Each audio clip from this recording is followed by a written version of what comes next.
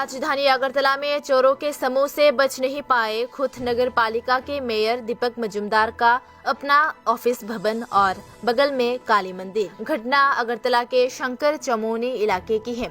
अगरतला के शंकर चमोनी इलाके में अगरतला नगर निगम के मेयर दीपक मजूमदार का अपना ऑफिस हाउस है।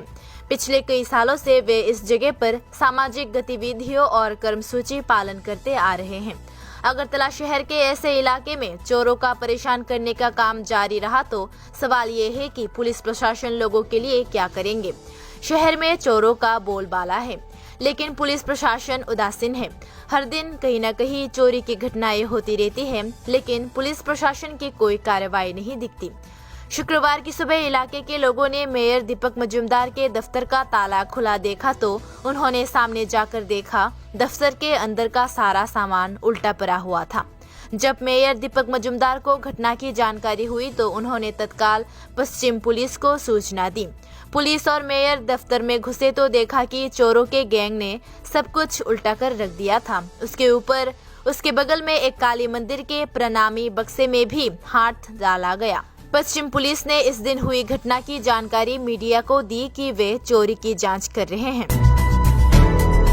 शहर में आए दिन चोरी हो रही है। इस बार अगरतला की जनता देख रही है कि पूरे निगम के मेयर के अपने कार्यालय कक्ष और काली मंदिर में हुई चोरी की पुलिस जांच में कितने चोरों को पकड़ पाते हैं। अगरतला शहरेर मेयरও সুরক্ষিত না, কিভাবে দেখছেন ব্যাপারটা?